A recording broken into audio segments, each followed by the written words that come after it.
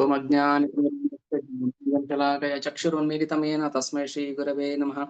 श्रीचैतन्यमनोभीष्टं स्थापितं येन भूतले स्वयं रूपः कदा मह्यं ददाति स्वपदान्तिकं। वन्देऽहं श्रीगुरो श्रीतः पदकमलं श्रीगुरून् वैष्णवांश्च श्रीरूपं साग्रजातं सहगण रघुनाथान्वितं तं सजीवं साद्वैतं सावधूतं परिजनसहितं कृष्णचैतन्यदेवां श्रीराधा कृष्णपादान् सहगण ललिता श्रीविशाखान्वितांश्च। हे कृष्णा करुणा सिंधु दीनबंधो जगत्पते गोपेश गोपिका कांता राधा कांत नमोस्तुते तप्त कांचन गौरांगी राधे वृंदावनेश्वरी वृषभानुसुते देवी प्रणमामि हरिप्रिये वाञ्छाकल्पतरुभ्यश्च कृपा सिन्धुभ्य एव च पतितानां पावनेभ्यो वैष्णवेभ्यो नमो नमः।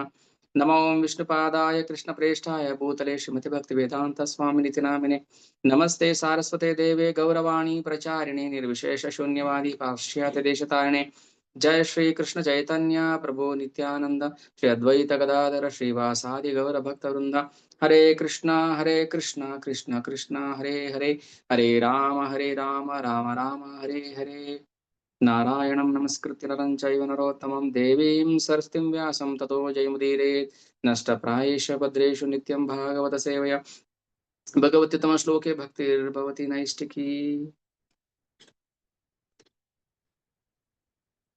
हरे कृष्ण। ಶ್ರೀಮದ್ಭಾಗವತಂ ಸ್ಕಂದ 3 ಅಧ್ಯಾಯ 7 ವಿದುರನ ಪ್ರಶ್ನೆ. ಈಗ ನಾವು ಸ್ವಲ್ಪ ಪೂರ್ವಭಾವಿ ನೋಡೋಣ. ಸೊ ವಿದುರ ಯಾಕೆ ಹಸ್ತಿನಾಪುರವನ್ನ ಬಿಟ್ಟು ತೀರ್ಥಯಾತ್ರೆಗೆ ಹೊರಡ್ತಾನೆ, ಇದರ ಹಿನ್ನೆಲೆ ನಮ್ಗೆ ಗೊತ್ತಿದೆ. ಸೊ ಅಲ್ಲಿ ಧೃತರಾಷ್ಟ್ರ ಮತ್ತೆ ವಿದುರನ ನಡುವೆ ಸ್ವಲ್ಪ ಮನಸ್ತಾಪ, ಕಾರಣ ಅವನ ಪುತ್ರ ವ್ಯಾಮೋಹ, ರಾಜ್ಯ ಮಕ್ಕಳಿಗೆ ಸಿಗಬೇಕು ಅನ್ನೋ ಒಂದು ಕೆಟ್ಟ ಆಸೆ. ಸೊ ಇದರಿಂದ ಬೇಸತ್ತು ವಿದುರ ದೇಶಾಂತರ ಹೋಗ್ತಾನೆ, ಅಂದ್ರೆ ತೀರ್ಥಯಾತ್ರೆಗೆ ಹೋಗ್ತಾನೆ.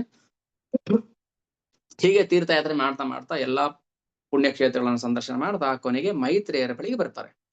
ಸೊ ಮೈತ್ರೇಯರ ಹತ್ರ ವಿದುರ ಜಿಜ್ಞಾಸು ತರ ಪ್ರಶ್ನೆ ಮಾಡ್ತಾರೆ. ಜಿಜ್ಞಾಸು ಅಂದ್ರೆ ಏನು?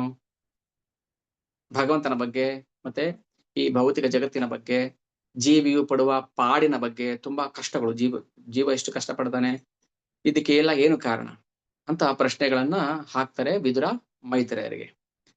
ಮೈತ್ರೇಯರಿಗೆ ಮೇಲ್ನೋಟಕ್ಕೆ ಆಶ್ಚರ್ಯ ಅನ್ಸುತ್ತೆ, ಎಂಥದ್ದು ಇದು, ವಿದುರ ಜ್ಞಾನಿ, ಭಗವಂತನ ಭಕ್ತ, ಸೊ ಈ ಸಣ್ಣ ವಿಚಾರಗಳನ್ನ ನನ್ನಲ್ಲಿ ಯಾಕೆ ಪ್ರಶ್ನೆ ಮಾಡ್ತಾನೆ ಅಂತ ಒಂದು ಆಶ್ಚರ್ಯವನ್ನ ವ್ಯಕ್ತಪಡಿಸ್ತಾರೆ ಯಾರು? ಮೈತ್ರೇಯರು.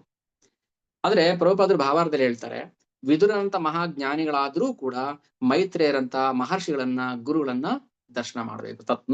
ಯಾರು ತತ್ವ ಜಿಜ್ಞಾಸು ಮಾಡ್ತಾರೆ ಅವರು ಗುರುವನ್ನ ಸಮೀಪಿಸ್ಬೇಕು. ತಸ್ಮಾತ್ ಗುರುಂ ಪ್ರಪದ್ಯೇತ ಜಿಜ್ಞಾಸು ಶ್ರೇಯ ಉತ್ತಮಂ.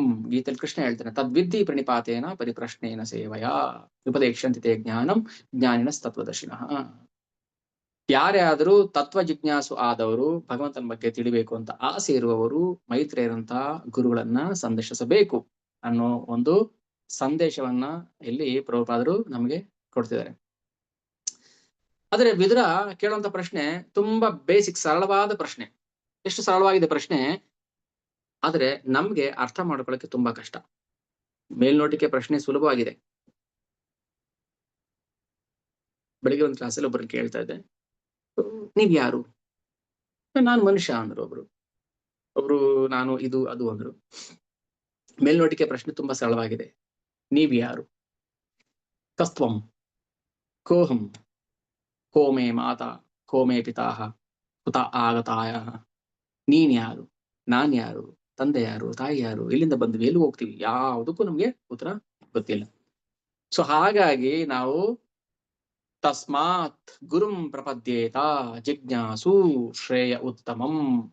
ಉತ್ತಮವಾದದನ್ನ ನಾವು ತಿಳ್ಕೊಬೇಕಂದ್ರೆ ಜಿಜ್ಞಾಸೆ ಪಡಬೇಕು, ಆಸೆ ಪಡಬೇಕು, ಭಾಗವತ ಧರ್ಮ ಅಂದ್ರೆ ಏನು ಅಂತ ತಿಳ್ಕೊಬೇಕು, ಕುತೂಹಲ ಇರಬೇಕು.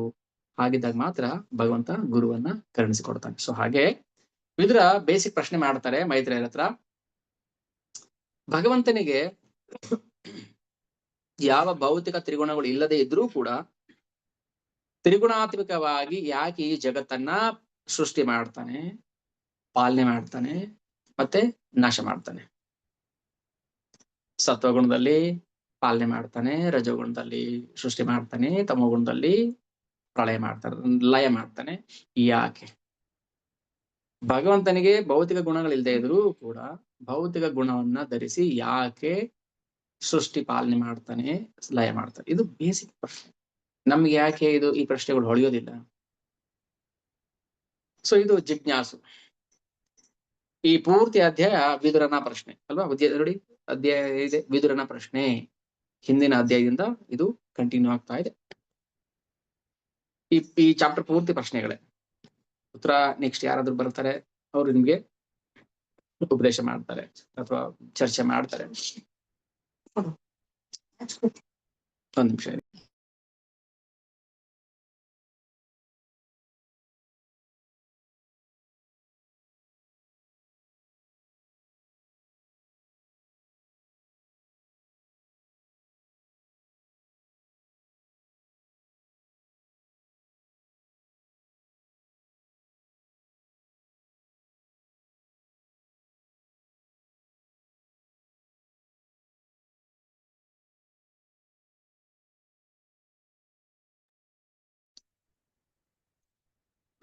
ಸಾರಿ. ಇದು ತುಂಬಾ ಸರಳವಾದ ಪ್ರಶ್ನೆ, ಮೂಲಭೂತವಾದ ಪ್ರಶ್ನೆ. ಇನ್ನೊಂದು ಪ್ರಶ್ನೆ ಹಾಕ್ತಾರೆ, ಇದು ತುಂಬಾ ರೋಚಕವಾಗಿದೆ, ತುಂಬಾ ಆಶ್ಚರ್ಯ ಅನ್ಸುತ್ತೆ. ಬಟ್ ಅದನ್ನ ಅರ್ಥ ಮಾಡ್ಕೊಳ್ದೇ ಇದ್ರೆ ನಾವು ಈ ಭೌತಿಕ ಜಗದಿಂದ ಉದ್ಧಾರ ಆಗಕ್ ಸಾಧ್ಯನೇ ಇಲ್ಲ. ಸೊ ಆ ಪ್ರಶ್ನೆ ಏನು? ಜೀವಿ ಭಗವಂತನ ಶಾಶ್ವತ ಅಂಶ ಅಲ್ವಾ? ಭಗವಂತನ ವಿಭಿನ್ನ ಅಂಶ. ಎಲ್ಲರ ಹೃದಯದಲ್ಲೂ ಭಗವಂತ ಪರಮಾತ್ಮನಾಗಿ ಇದ್ರೂ ಕೂಡ ಜೀವಿ ಯಾಕೆ ಕಷ್ಟಪಡ್ತಾನೆ? ಏನ್ ಆನ್ಸರ್ ಸಿಗುತ್ತೆ ನಮ್ಗೆ ಇದಕ್ಕೆ? ಏನ್ ಉತ್ತರ ನಾವು ಹೇಳ್ಬೋದು? ಜೀವಿ ಭಗವಂತನ ಶಾಶ್ವತ ಅಂಶ ಆಗಿದ್ರು ಯಾಕೆ ಕಷ್ಟ ಕೋಟೆಗಳನ್ನ ಅನುಭವಿಸ್ತಾನೆ? ಉದಾಹರಣೆಗೆ ವಿದುರನ್ನೇ ತಗೊಳ್ಳೋಣ. ವಿದುರ ಯಾರು? ಸಾಕ್ಷಾತ್ ಯಮಧರ್ಮ. ಒಬ್ಬ ಋಷಿ ಶಾಪಗ್ರಸ್ತನಾಗಿ ಶೂದ್ರ ಜನ್ಮದಲ್ಲಿ ಬರ್ತಾನೆ ಅಲ್ವಾ? ಶೂದ್ರ ಜನ್ಮದಲ್ಲಿ ಬಂದು ಇಲ್ಲಿ ತುಂಬಾ ಕಷ್ಟಗಳನ್ನ ಅನುಭವಿಸ್ತಾನೆ. ಅಂದ್ರೆ ಕರ್ಮಣ ದೈವನೇತ್ರೇಣ ಜಂತುರ್ದೇಹೋಪಪತ್ತೆಯೇ. ಕಪಿಲ ಮುನಿ ತನ್ನ ತಾಯಿ ಉಪದೇಶ ಮಾಡ್ಬೇಕಾದ್ರೆ ಹೇಳ್ತಾರೆ, ಕರ್ಮಣ ದೈವನೇತ್ರೇಣ ಜಂತುರ್ದೇಹೋಪಪತ್ತೆಯೇ. ನಮ್ಮ ಕರ್ಮಗಳಿಗೆ ಅನುಸಾರವಾಗಿ ನಮ್ಗೆ ದೇಹ ಪ್ರಾಪ್ತಿ ಆಗುತ್ತೆ. ದೇಹ ಪ್ರಾಪ್ತಿ ಆಗುತ್ತೆ, ಅದಕ್ಕೆ ಅನುಗುಣವಾಗಿ ನಮ್ಮ ಕರ್ಮಕ್ಕೆ ಅನುಗುಣವಾಗಿ ಕಷ್ಟ ಸುಖಗಳು ಕೂಡ ಪ್ರಾಪ್ತಿ ಆಗುತ್ತೆ. ಅದನ್ನೇ ಋಷಭದೇವರು, ಭಗವಾನ್ ಋಷಭದೇವ ತನ್ನ ಮಕ್ಕಳಿಗೆ ಹೇಳ್ಬೇಕಾದ್ರೆ, ನಾಯಂ ದೇಹೋ ದೇಹ ಬಾಜಂ ಲೋಕೆ ಕಷ್ಟಾನ್ ಕಾಮಾನ್ ಅರ್ಹತೆ ವಿಡ್ಭುಜಾಯೆ. ಪ್ರತಿಯೊಂದು ಜೀವಿಯೂ ಕೂಡ ಕಷ್ಟಗಳನ್ನ ಕಾಮಗಳನ್ನ ಅನುಭವಿಸ್ಲೇಬೇಕು, ವಿಧಿಗೆ ಅನುಗುಣವಾಗಿ ಕರ್ಮಕ್ಕೆ ಅನುಗುಣವಾಗಿ. ಯಾರು ಅದನ್ನ ಹೊರತರಲ್ಲ. ಬಟ್ ನಮ್ಗೇನ್ ಅನ್ಸುತ್ತೆ, ನನಗೆ ಯಾಕೆ ಭಗವಂತ ಕಷ್ಟ ಕೊಡ್ತಾ ಇದ್ದಾನೆ? ಪ್ರತಿಯೊಬ್ಬರ ಹೃದಯದಲ್ಲೂ ಭಗವಂತ ಪರಮಾತ್ಮನಾಗಿದ್ರು ಕೂಡ ನನಗೆ ಯಾಕೆ ಕಷ್ಟ ಕೊಡ್ತಾ ಇದ್ದಾನೆ ಅಂತ ನಾವು ಮೋಹಗೊಳ್ತೀವಿ. ಅದೇ ಮುಂದೆ ಹೇಳ್ತಾರೆ ಮೈತ್ರ ಋಷಿ ಉಪದೇಶ ಮಾಡ್ಬೇಕಾದ್ರೆ, ಯಾಕೆ ಜೀವಿ ಕಷ್ಟ ಪಡ್ತಾನೆ ಅಂದ್ರೆ ಕಾರಣ ತುಂಬಾ ಸರಳವಾಗಿದೆ, ಅದ್ರ ಅರ್ಥ ಮಾಡ್ಕೊಳ್ಳೋದು ತುಂಬಾ ಕಷ್ಟ. ಯಾಕಂದ್ರೆ ನಾವು ಭಗವಂತನ ಅಂಶ ಅನ್ನೋದು ಮರ್ತಿದೀವಿ, ಸಂಬಂಧ ತತ್ವವನ್ನ ಮರ್ತಿದೀವಿ. ನಾವು ನನಗೂ ಭಗವಂತನ ಯಾವುದೇ ಸಂಬಂಧ ಇಲ್ಲ ಅಂತ ಬದುಕ್ತಾ ಇದೀವಿ. ಅದಕ್ಕೋಸ್ಕರ ನಾವು ಕಷ್ಟಗಳಿಗೆ ಒಳಗಾಗ್ತಾ ಇದೀವಿ. ಇದು ಮೈತ್ರ ಮಹರ್ಷಿಗಳು ವಿದುರನಿಗೆ ಉಪದೇಶ ಮಾಡ್ತಾ ಇದ್ದಾರೆ. ಮತ್ತೆ ಯಾಕೆ ನಾವು ಅರ್ಥ ಮಾಡ್ಕೋಬಾರದು? ಭಗವಂತ ನನ್ನ ಶಾಶ್ವತ ಸುಹೃತ್, ಭಗವಂತ ನನ್ನ ಶಾಶ್ವತ ಗೆಳೆಯ. ಪಿತಾ ಅಹಮಸ್ಯ ಜಗತೋ ಮಾತಾ ದಾತ ಪಿತಾಮಹ ವೇದ್ಯಂ ಪವಿತ್ರಂ ಓಂಕಾರ ರುಕ್ಸಾಮ ಯಜುರೇವಚ ಸುಹೃದಂ ಸರ್ವಭೂತಾನಾಂ ಜ್ಞಾತ್ವಾ ಮಾಂ ಶಾಂತಿ ಮೃಚ್ಯತಿ. ಎಷ್ಟು ಕೃಷ್ಣ ಇಡೀ ಗೀತೆ ತುಂಬಾ ಹೇಳ್ತಾನೆ, ನಾನು ನಿನ್ನ ಸುಹೃದಂ ಸರ್ವಭೂತಾನಾಂ. ಬಟ್ ಮರ್ತಿದೀವಿ ನಾವು, ಅದಕ್ಕೆ ಕಷ್ಟಗಳಿಗೆ ಒಳಗಾಗ್ತಾ ಇದೀವಿ. ನೋಡಿ, ಈ ಪ್ರಶ್ನೆ ಈ ಅಧ್ಯಾಯದಲ್ಲಿ ಬರೀ ವಿದುರನ ಪ್ರಶ್ನೆಗಳಷ್ಟೇ. ಪ್ರಶ್ನೆ ಮಾತ್ರ ಮಾತಾಡ್ಬೇಕು ನಾವು, ಉತ್ತರದ ಬಗ್ಗೆ ಮಾತಾಡಂಗಿಲ್ಲ. ಬಟ್ ಏನ್ ಮಾಡೋದು, ಬರೀ ಪ್ರಶ್ನೆಗಳು ಹೇಳ್ಬಿಟ್ಟು ಬಿಟ್ಬಿಟ್ರೆ ಮತ್ತೆ ಮುಂದಿನ ವಾರ ಅಥವಾ ಇನ್ಯಾವಾಗ ಬರುತ್ತೋ ಉತ್ತರಗಳು ಗೊತ್ತಿಲ್ಲ. ಅಲ್ಲಿ ತನಕ ನಮ್ಗೆ ತೊಡ್ಕೋಬೇಕು, ಯಾಕೆ ಹಿಂಗೆ ಹೇಳಿದ್ರು, ವಿದುರ ಯಾಕೆ ಈ ತರ ಪ್ರಶ್ನೆ ಮಾಡದ ಅಂತ. ಸೊ ಸಾಧ್ಯವಾದಷ್ಟು ವಿದುರನ ಪ್ರಶ್ನೆಗೆ ಏನು ಉತ್ತರ ಹೇಳ್ತಾರೆ ಮೈತ್ರೇಯರು, ಅದಕ್ಕೆ ಪ್ರಭುಪಾದರು ತಮ್ಮ ಭಾವಾರ್ಥದಲ್ಲಿ ಏನ್ ಹೇಳ್ತಾರೆ ಅದ್ರ ಬಗ್ಗೆ ಚರ್ಚೆ ಮಾಡ. ಯಾರಿಗಾದ್ರೂ ಪ್ರಶ್ನೆ ಕೇಳ್ಬೇಕು ಅನ್ಸಿದ್ರೆ ದಯವಿಟ್ಟು ಹ್ಯಾಂಡ್ ರೈಸ್ ಮಾಡಿ, ಓಕೆ, ಅನ್ಮ್ಯೂಟ್ ಮಾಡಿ ಕೇಳಬಹುದು. ಕೊನೆವರೆಗೂ ಕಾಯೋ ಅವಶ್ಯಕತೆ ಇಲ್ಲ. ಟಕ್ಕಂತ ಪ್ರಶ್ನೆ ಬಂತು, ಅದನ್ನ ಹಾಗೆ ಕೇಳ್ಬಿಡಿ. ಪ್ರಶ್ನೆ ಸರಿನಾ ತಪ್ಪಾ ಅಥವಾ ಕೇಳ್ಬೋದಾ ಬೇಡವಾ ಯಾವುದು ಬೇಡ. ಸೊ ಅದಕ್ಕೆ ವೇದಾಂತ ಸೂತ್ರದಲ್ಲಿ ಶ್ರೀಲ ವೇದವ್ಯಾಸರು ಮೊದಲು ಏನ್ ಹೇಳ್ತಾರೆ, ಅಥಾತೋ ಬ್ರಹ್ಮ ಜಿಜ್ಞಾಸಾ. ಜಿಜ್ಞಾಸೆ ಮಾಡ್ಬೇಕು ನಾವು. ಏನ್ ಜಿಜ್ಞಾಸೆ ಮಾಡ್ಬೇಕು, ಹೇಗೆ ವಿದುರ ಜಿಜ್ಞಾಸೆ ಮಾಡ್ತಾ ಇದಾರೋ ಮೈತ್ರ ಮಹರ್ಷಿಗಳ ಹತ್ರ, ತಿಳಿಸ್ಕೊಡಿ ನನಗೆ, ನಾನೇನ್ ತಿಳ್ಕೋಬೇಕು ಅಂತ ಆಸೆ ಇದೆ, ತಿಳಿಸ್ಕೊಡಿ. ಸೊ ಮೈತ್ರೇಯರು ನೋಡಿ ಉತ್ತರ ಎಷ್ಟು ರೆಲೆವೆಂಟ್ ಆಗಿ ಹೇಳ್ತಾರೆ, ಎಷ್ಟು ಪ್ರಾಕ್ಟಿಕಲ್ ಆಗಿ ಹೇಳ್ತಾರೆ. ಶಾಸ್ತ್ರಗಳು ಯಾವುದು ಸುಮ್ನೆ ಗಾಳಿಲಿ ತೇಲ್ಸೋದಲ್ಲ. ಶಾಸ್ತ್ರಗಳು ಸುಮ್ನೆ ಏನು ಹೇಳ್ತಾರೆ ಅನ್ನೋದಲ್ಲ, ಪಕ್ಕ ಪ್ರಾಕ್ಟಿಕಲ್. ಶಾಸ್ತ್ರಗಳನ್ನು ನಾವ್ ಯಾಕೆ ಅಧ್ಯಯನ ಮಾಡ್ಬೇಕು, ಭಗವದ್ಗೀತೆ ಯಾಕೆ ಅಧ್ಯಯನ ಮಾಡ್ಬೇಕು ಅಂದ್ರೆ ಪಕ್ಕ ಪ್ರಾಕ್ಟಿಕಲ್ ಆಗಿ ಹೇಳ್ತೇವೆ. ಆದ್ರೆ ಕೆಲವು ಮೂಢರು ಏನೇಷ್ಟು ಮಾಡ್ತಾರೆ, ಅದು ಗೊಡ್ಡು ಶಾಸ್ತ್ರ ಕೇಳಿದ್ರೆ ಪದಗಳು, ಗೊಡ್ಡು ಶಾಸ್ತ್ರ. ಶಾಸ್ತ್ರ ಗೊಡ್ಡಲ್ಲ, ನಮ್ಮ ಬುದ್ಧಿ ಗೊಡ್ಡಾಗಿದೆ ಅಷ್ಟೇ. ಮಂದ ಸುಮಂದ ಮತಯೋ ಮಂದ ಭಾಗ್ಯ ಹಿ ಉಪದ್ರುತ. ಇಲ್ಲಿ ಹೇಳ್ತಾರೆ ನೋಡಿ, ಮೈತ್ರಿ ಉತ್ತರ ಕೊಡ್ತಾರೆ. 2 ಕ್ಯಾಟಗರಿ ಜನರು, ಇಬ್ರು ಸುಖವನ್ನು ಅನುಭವಿಸ್ತಾರಂತೆ. 2 ತರದ ಜನರು ಸುಖವನ್ನು ಅನುಭವಿಸ್ತಾರೆ. ಒಂದು ತರದ ಜನ ಮೂಢರು ಸುಖವನ್ನು ಅನುಭವಿಸ್ತಾರೆ. ಇನ್ನೊಬ್ಬ ಅಲೌಕಿಕ. ಮೂಢನು ಸುಖ ಪಡ್ತಾನೆ, ಅಲೌಕಿಕವಾಗಿ ಸುಖ ಪಡ್ತಾನೆ. ಸೊ ಮೂಢ ಅಂದ್ರೆ ಉದಾಹರಣೆಗೆ ಹಂದಿ, ವಿಡ್ಭುಜ. ಹಂದಿ ಅಂದ್ರೆ ವಿಡ್ಭುಜ ಅಂದ್ರೆ ಹಂದಿ, ಮಲಭಕ್ಷಕ. ಅದು ಸುಖ ಪಡುತ್ತೆ, ನಾನು ಎಷ್ಟು ಸುಖಿ ಆಗಿದ್ದಾರೆ, ನಾನು ಭೌತಿಕ ಈ ಜಗತ್ತಲ್ಲಿ ಅತ್ಯಂತ ಸುಖಿ ನಾನು. ಮೂಢ, ಯಾಕಂದ್ರೆ ಸುಖ ಅನ್ನೋ ಪದಕ್ಕೆ ಅರ್ಥ ಗೊತ್ತಿಲ್ಲ, ಅದಕ್ಕೆ ಸುಖ ಪಡ್ತಾರೆ ಅಷ್ಟೇ. ಇನ್ನೊಬ್ಬ ಅಲೌಕಿಕವಾದಿ, ಅವನು ಜೀವನದ ಎಲ್ಲ ಜಂಜಾಟಗಳನ್ನ ಬಿಟ್ಟು ಭಗವಂತನ ಸ್ಮರಣೆಯಲ್ಲಿ ನಿರಂತರವಾಗಿ ತೊಡಗಿರ್ತಾನೆ, ಅವನು ಸುಖವಾಗಿರ್ತಾನೆ. ಈ 2 ಸುಖಗಳಲ್ಲಿ ಏನ್ ವ್ಯತ್ಯಾಸ ಇದೆ? ಈಗ ನಾವು ಊಟ ಮಾಡ್ತೀವಿ, ವಾವ್ ಭಕ್ಷ್ಯ ಭೋಜನ ಚೆನ್ನಾಗಿತ್ತು ಅಂತ ಹೇಳ್ತೀವಿ. ಹಂದಿ ಊಟ ಮಾಡುತ್ತೆ, ಓ ಚೆನ್ನಾಗಿದೆ ಅಂತ ಹೇಳ್ತೀವಿ. ಎರಡು ಸುಖದಲ್ಲಿ ಏನ್ ವ್ಯತ್ಯಾಸ ಇದೆ? ಅವರವರ ದೇಹಕ್ಕೆ ಅನುಗುಣವಾಗಿ ಆ ನಿರ್ದಿಷ್ಟ ದೇಹಕ್ಕೆ ಯಾವುದು ಸುಖ ಅಂತ ಕಾಣುತ್ತೋ ಅದನ್ನೇ ಸುಖ ಅಂತ ಭಾವಿಸ್ತಾನೆ, ಆದ್ರೆ ಅದು ಸುಖ ಅಲ್ಲ. ಹಾಗಿದ್ದಾಗ ಋಷಭದೇವರು ಈ ಮಾತು ಹೇಳ್ತಿರ್ಲಿಲ್ಲ. ಪ್ರಹ್ಲಾದರು ಹೇಳ್ತಾರೆ, ದುಃಖಂ ಅಯತ್ನತಃ. ಹೇಗೆ ಸುಖಮ ಆಪ್ನೋತಿ ದುಃಖಂ ಅಯತ್ನ. ದುಃಖ ಹೇಗೆ ಪ್ರಾಪ್ತಿ ಆಗುತ್ತೆ ನಾವು ಕೇಳದೆ, ಹಾಗೆ ಸುಖವೂ ಪ್ರಾಪ್ತಿ ಆಗುತ್ತೆ ನಾವು ಕೇಳದೆ ಇದ್ರು, ನಾವು ಪ್ರಯತ್ನ ಮಾಡದೆ ಇದ್ರು. ದುಃಖಂ ಅಯತ್ನತಃ. ಆದ್ರೆ ನಾವು ಮೂಢರಾಗಿರೋದ್ರಿಂದ ಸುಖಕ್ಕಾಗಿ ಪ್ರಯತ್ನ ಮಾಡ್ತಾ ಇದೀವಿ, ರಿಸಲ್ಟ್ ದುಃಖ. ಇಲ್ಲಿ ಹೇಳ್ತಾರೆ ಶ್ಲೋಕ ನಂಬರ್ 17 ಅಲ್ಲಿ, ಯಶ್ಚ ಮೂಢತವೋ ಲೋಕೆ. ಮೂರ್ಖ. ಯಶ್ಚ ಬುದ್ಧೇ ಪರಂ ಗತಃ. ಒಬ್ಬ ಮೂಢ ಸುಖ ಪಡ್ತಾನೆ, ಇನ್ನೊಬ್ಬ ಬುದ್ಧಿವಂತ ಸುಖ ಪಡ್ತಾನೆ. ತಾವುಭೌ ಸುಖಮೇದೇತೆ ಕ್ಲಿಶ್ಯತ್ಯಂತರಿತೋ ಜನಃ. ಉಭೌ ಅಂದ್ರೆ ಎರಡು ಜನರು ಸುಖ ಪಡ್ತಾರೆ. ಆದ್ರೆ ಒಬ್ಬನ ಸುಖ ಇನ್ನೊಬ್ಬನ ಸುಖಕ್ಕಿಂತ ವಿಭಿನ್ನವಾಗಿದೆ.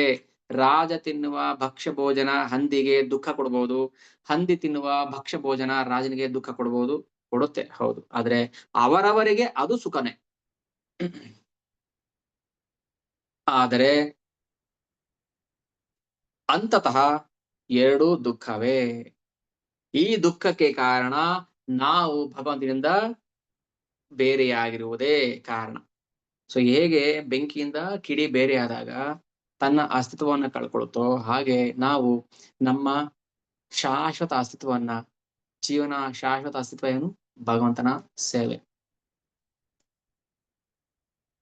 ಜೀವನ ಸ್ವಭಾವ ಭಗವಂತನ ಸೇವಕ. ನಾವು ಮರ್ತಿದೀವಿ ಭಗವಂತನ ಸೇವಕ ಅನ್ನೋದು ಮರ್ತಿದೀವಿ, ಅದಕ್ಕೋಸ್ಕರ ಕಷ್ಟಗಳಿಗೆ ಗುರಿ ಆಗ್ತಾ ಇದೀವಿ. ಸೊ ಈ ರಹಸ್ಯವನ್ನ ನನಗೆ ನೀವು ದಯವಿಟ್ಟು ತಿಳಿಸ್ಕೊಡ್ಬೇಕು ಅಂತ ವಿದುರ ಮೈತ್ರಿಯರಿಗೆ ಪ್ರಾರ್ಥನೆ ಮಾಡ್ತಾ ಇದ್ದಾರೆ. ಸೊ ನಾವು ಗುರುವಿನ ಆಶ್ರಯಕ್ಕೆ ಬರ್ಬೇಕು. ಅದು ಗುರುಪಾದಾಶ್ರಯ. ಫಸ್ಟ್ ನಾವು ಗುರುಪಾದಾಶ್ರಯಕ್ಕೆ ಬರ್ಬೇಕು. ಗುರು ಮಾತುಗಳನ್ನು ನಾವು ಶ್ರವಣ ಮಾಡಬೇಕು. ಗುರುಗಳಿಗೆ ನಾವು ನಿತ್ಯ ಸೇವಕರಾಗಬೇಕು. ಅದು ಗುರು ಪಾದಾಶ್ರಯ. ಸೊ ನಾವು ಗುರು ಪಾದಕ್ಕೆ ಆಶ್ರಯಕ್ಕೆ ಬರ್ಬೇಕು ನಾವು. ಇಲ್ಲಾಂದ್ರೆ ನಮ್ಗೆ ಯಾವ ರಹಸ್ಯನೂ ಕೂಡ ಹೊಳೆಯೋದಿಲ್ಲ. ಅದು ತಾನೇ ಹೊಳೆಯೋದಿಲ್ಲ. ಗುರು ಭಕ್ತಿ ಮಾಡ್ಬೇಕು, ಗುರು ಸೇವೆ ಮಾಡ್ಬೇಕು. ಅದಕ್ಕೋಸ್ಕರ ವಿದುರ ಅವಶ್ಯಕತೆ ಇರಲಿಲ್ಲ ಮೈತ್ರಿಯರ ಹತ್ರ ಹೋಗೋದಕ್ಕೆ. ಯಾಕಂದ್ರೆ ವಿದುರ ಸಾಕ್ಷಾತ್ ಮಹಾಜನ, ಯಮ. ದ್ವಾದಶ ಮಹಾಜನರಲ್ಲಿ ಯಮನು ಒಬ್ರಲ್ವಾ? ಆ ಯಮನೇ ವಿದುರನಾಗ್ ಬಂದಿದ್ದು. ವಿದುರನಾಗ್ ಬಂದಾಗ್ಲೂ ಕೂಡ ಮೈತ್ರೇಯರನ್ನ ಸಂದರ್ಶನ ಮಾಡ್ಬೇಕು, ಮೈತ್ರೇಯರ ಬಳಿಗೆ ಹೋಗ್ಬೇಕು, ಅವ್ರ ಹತ್ರ ಪ್ರಶ್ನೆಗಳನ್ನ ಹಾಕ್ಬೇಕು, ಮತ್ತೆ ಅದಕ್ಕೆ ಉತ್ತರ ಪಡಿಬೇಕು. ಇದು ರಹಸ್ಯ. ಶಾಸ್ತ್ರದ ರಹಸ್ಯಗಳು ತಾವಾಗಿ ಹೊಳೆಯೋದಿಲ್ಲ.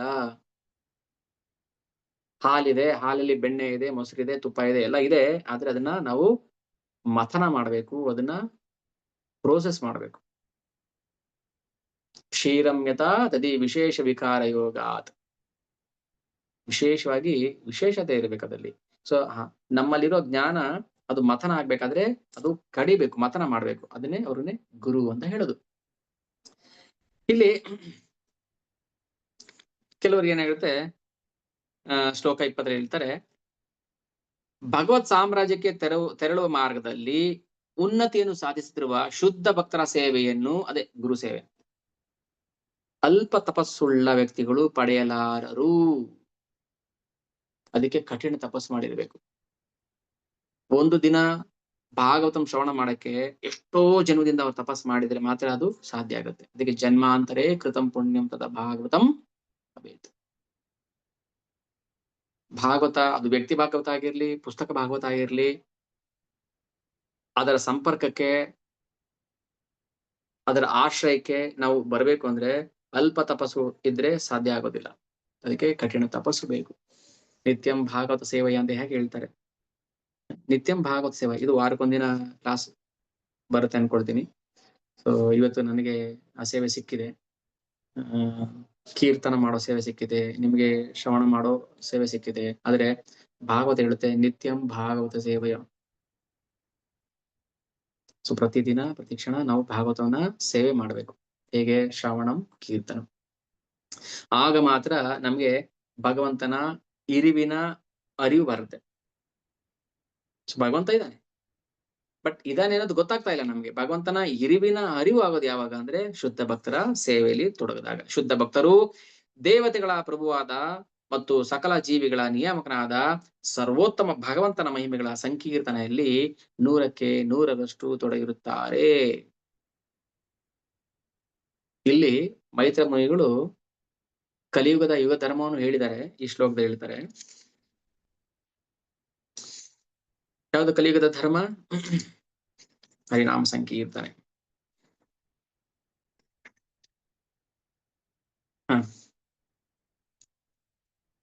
ಆಮೇಲೆ ಮತ್ತೆ ಪ್ರಶ್ನೆ ಮಾಡ್ತಾರೆ ಬಿದುರ, ಭಗವಂತನ ಗುಣಾವತಾರಗಳನ್ನ ವರ್ಣನೆ ಮಾಡಿ. ಯಾಕೆ ಭಗವಂತ ಗುಣಾವತಾರದಲ್ಲಿ ಬರ್ತಾನೆ? ಪಾಷಂಡಿಗಳು ಯಾಕೆ ಭಗವಂತನ ಅಸ್ತಿತ್ವವನ್ನ ನಂಬೋದಿಲ್ಲ? ಯಾಕೆ ಪಾಷಂಡಿಗಳಾಗ ಬರ್ತಾರೆ? ಭಗವಂತನ ನಂಬೋದೇ ಇಲ್ವಲ್ಲ ಪಾಷಂಡಿಗಳು ಯಾಕೆ? ಇಲ್ಲಿಗೆ ನಂಬಿಕೆ ಇಲ್ಲದ ನಾಸ್ತಿಕರ ಅಪರಿಪೂರ್ಣತೆ ಮತ್ತು ವಿರೋಧಾಭಾಸಗಳನ್ನು, ಮಿಶ್ರ ಜಾತಿಯ ಜೀವಿಗಳ ಸ್ಥಿತಿಯನ್ನು, ಜೀವಿಗಳ ನಿರ್ದಿಷ್ಟ ಗುಣ ಮತ್ತು ಕರ್ಮಗಳಿಗೆ ಅನುಗುಣವಾದ, ನಾವೆಲ್ಲರೂ ಯಾಕೆ ಇವತ್ತು ಈಗ ಮನುಷ್ಯ ಜನ್ಮದಲ್ಲಿ ಬಂದಿದ್ದೀವಿ? ನಮ್ಮ ಗುಣ ಕರ್ಮಗಳಿಗೆ ಅನುಗುಣವಾಗಿ ಭಗವಂತ ಒಂದು ದೇಹ ಅಂತ ಕೊಡ್ತಾನೆ. ಕರ್ಮಣ ದೈವನೇತ್ರೇಣ. ಇಲ್ಲಿ ವಿದುರ ಪ್ರಶ್ನೆ ಮಾಡ್ತಾರೆ, ಹೇಗೆ ಜೀವಿ ಬೇರೆ ಬೇರೆ ದೇಹದಲ್ಲಿ ಬರ್ತಾನೆ? ಈ ಜನಕ್ಕೆ ಪುನರ್ಜನ್ಮದ ನಂಬಿಕೆ ಇಲ್ಲ. ಜನಕ್ಕೆ ಪುನರ್ಜನ್ಮ ನಂಬಿಕೆ ಇಲ್ಲ. ಯಾರಾದ್ರೂ ಆತರ ಇದೆಯಾ? ನಂಬಿಕೆ ಇಲ್ಲ ನನಗೆ ಪುನರ್ಜನ್ಮದಲ್ಲಿ ಅಂತ ಏನಾದ್ರು ಸಂಶಯ? ಹಾಗಿದ್ರೆ ಈ ಪ್ರಶ್ನೆ ಬರ್ತಾನೆ ಇರ್ಲಿಲ್ಲ. ಏನ್ ಪ್ರಶ್ನೆ? ಜೀವಿಗಳ ನಿರ್ದಿಷ್ಟ ಗುಣ ಮತ್ತು ಕರ್ಮಗಳಿಗೆ ಅನುಸಾರವಾಗಿ ಜೀವನದ ನಾನಾ ಯೋನಿಗಳಲ್ಲಿ ಅವುಗಳ ಗತಿಯನ್ನು ದಯವಿಟ್ಟು ವರ್ಣಿಸಿ. ಇನ್ನೊಂದು ಪ್ರಶ್ನೆಗೆ ಹೇಳ್ತಾರೆ, ಧರ್ಮ ಅರ್ಥ ಕಾಮ ಮೋಕ್ಷದ ಕಾರಣಗಳೇನು? ಜೀವಿಕೆಯ ವಿವಿಧ ಸಾಧನೆಗಳೇನು? ಕೆಲವರು ಅವರವರ ಗುಣಕ್ಕೆ ತಕ್ಕ ಹಾಗೆ ಯಾವುದೋ ಒಂದು ಕರ್ಮದಲ್ಲಿ ತೊಡಗಿರ್ತಾರೆ, ಅದನ್ನೇ ಸರ್ವಸ್ವ ಅಂತ ಭಾವಿಸಿರ್ತಾರೆ. ಈಗ ನಾನು ಒಂದು ಉದಾಹರಣೆ ಹೇಳ್ಬೇಕಂದ್ರೆ, ಒಬ್ರು ಎಳ್ನೀರು ಮಾರ್ತಾ ಇರ್ತಾರೆ. ಓಕೆ, ಜೀವಿಕೆ ಏನೋ ಒಂದು ಮಾಡಿ ಜೀವನ ಮಾಡ್ಬೇಕು. ಸೊ ಅವನು ಅದನ್ನೇ ಸರ್ವಸ್ವ ಅಂತ ಭಾವಿಸಿರ್ತಾನೆ. ಇನ್ನೊಬ್ರು ಚಪ್ಪಲಿ ಹೊಲಿತಾ ಇರ್ತಾರೆ, ಅವನು ಅದನ್ನೇ ಸರ್ವಸ್ವ ಅಂತ ಭಾವಿಸ್ತಾನೆ. ಯಾಕೆ? ಹಾಗಾದ್ರೆ ಒಬ್ಬೊಬ್ಬರ ಮನಸ್ಸಿಗೆ ತಕ್ಕ, ಒಬ್ಬೊಬ್ಬರಿಗೆ ಭಾವನೆಗೆ ತಕ್ಕ ಹಾಗೆ ಒಬ್ಬೊಬ್ರು ದೇವ್ರು ಸೃಷ್ಟಿ ಆಗ್ತಾರ, ಅಥವಾ ನಮ್ಮ ಅಜ್ಞಾನದಿಂದ ನಾವು ಆತರ ಬಿಹೇವ್ ಮಾಡ್ತಾ ಇದೀವಿ. ತುಂಬಾ ಜನದ ಮಾತು ಬರುತ್ತೆ, ಬಾಯಲ್ಲಿ ಮಾತಿ ಬರುತ್ತೆ. ಆ ನನಗಿದೇ ದೇವ್ರಪ್ಪ, ನಾವಿದನ್ನೇ ದೇವ್ರು ಅನ್ಕೊಂಡು ನಾವ್ ಇದರಲ್ಲೇ ಜೀವನ ಮಾಡ್ತಾ ಇದೀವಿ, ನನಗೆ ಅನ್ನ ಆಗ್ತಾ ಇದೆ, ಸೊ ನಾನು ಇದನ್ನೇ ದೇವ್ರು ಅಂತ ಭಾವಿಸ್ತೀನಿ. ಬಟ್ ಇದೇ ಪ್ರಶ್ನೆ ಮಾಡ್ತಾರೆ, ಜೀವಿಕೆಯ ವಿವಿಧ ಸಾಧನಗಳು, ಧರ್ಮ ಗ್ರಂಥಗಳಲ್ಲಿ ಹೇಳಲಾದ ನೀತಿ ನಿಯಮಗಳ ವಿವಿಧ ವಿಧಾನಗಳನ್ನ ತಾವು ವರ್ಣಿಸಿರಿ. ಪಿತೃಗಳಿಗೆ ಶ್ರಾದ್ದ ಮಾಡುವ ವಿಧಿಯನ್ನು, ಪಿತೃಲೋಕದ ಸೃಷ್ಟಿಯನ್ನು, ಗ್ರಹ ನಕ್ಷತ್ರ ಮತ್ತು ಜ್ಯೋತಿಷ್ಕಾಯದಲ್ಲಿ ಕಾಲ ನಿರ್ಣಯವನ್ನು ಹಾಗೂ ಅವುಗಳ ಕ್ರಮವಾದ ಸ್ಥಿತಿಗಳನ್ನ ದಯವಿಟ್ಟು ವಿವರಿಸಿ. ದಾನದ ಫಲವನ್ನು ವಿವರಿಸಿ. ದಾನ ಯಾಕೆ ಮಾಡ್ಬೇಕು ಕೃಷ್ಣ ಗೀತೆಯಲ್ಲಿ ಹೇಳ್ತಾರೆ.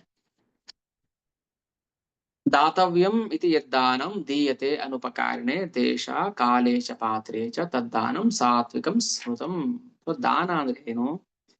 ಯಾವುದೇ ಪ್ರತಿಫಲದ ಅಪೇಕ್ಷೆ ಇಲ್ಲದೆ, ಅಥವಾ ಅದರಿಂದ ನಾನೇನು ಹೆಸರು ಕೀರ್ತಿ ಸಂಪಾದನೆ ಮಾಡ್ಬೇಕು ಅಂತ ಆಸೆ ಇಲ್ಲದೆ ನಿಸ್ವಾರ್ಥವಾಗಿ ಕೊಡೋದು ದಾನ. ಆದ್ರೆ ದಾನ ಕೊಡುವಾಗ 3 ಕಂಡೀಷನ್ ಅಪ್ಲೈ ಆಗುತ್ತೆ. ಒಂದು, ದೇಶ, ಕಾಲ, ಪಾತ್ರ. ಯಾವುದು ಅಪೇಕ್ಷೆ ಇಲ್ಲದೆ ಕೊಡೋದು ಒಂದು, ಅಪಾತ್ರರಿಗೆ ಕೊಡಬಾರದು, ಅಕಾಲದಲ್ಲಿ ಕೊಡಬಾರದು, ಮತ್ತೆ ಅದೇಶದಲ್ಲಿ ಕೊಡಬಾರದು. ಅಂದ್ರೆ ಯಾವ ಸ್ಥಳದಲ್ಲಿ ಕೊಡಬಾರದು ಆ ಸ್ಥಳದಲ್ಲಿ ಕೊಡಬಾರದು. ಇದು ದಾನದ ಮಹಿಮೆ. ಇಲ್ಲಿ ವಿದುರ ಕೇಳ್ತಾ ಇದ್ದಾರೆ, ದಾನದ ಮತ್ತು ತಪಸ್ಸಿನ ಕಾಮ್ಯ ಫಲವನ್ನ ದಯವಿಟ್ಟು ವರ್ಣಿಸಿ. ಮನೆಯಿಂದ ದೂರದಲ್ಲಿರುವ ವ್ಯಕ್ತಿಗಳ ಸ್ಥಿತಿಯನ್ನು ಮತ್ತು ಅಪಾಯ ಸ್ಥಿತಿಯಲ್ಲಿರುವ ಮನುಷ್ಯನ ಕರ್ತವ್ಯವನ್ನು ದಯವಿಟ್ಟು ವರ್ಣಿಸಿ. ಇದು ಮಹಾಭಾರತದಲ್ಲಿ ಆಪದ್ಧರ್ಮ ಅಂತ ಹೇಳ್ತಾರೆ. ಇಲ್ಲಿ ಹೇಳ್ತಾರಲ್ಲ, ಅಪಾಯ ಸ್ಥಿತಿಯಲ್ಲಿರುವ ಮನುಷ್ಯನ ಧರ್ಮ, ಆಪದ್ಧರ್ಮ. ಮಹಾಭಾರತದಲ್ಲಿ ವಿಶ್ವಾಮಿತ್ರದು ಒಂದು ಉಪಖ್ಯಾನ ಬರುತ್ತೆ, ವಿಶ್ವಾಮಿತ್ರ ಮತ್ತು ಚಂಡಾಳರ ಸಂವಾದ.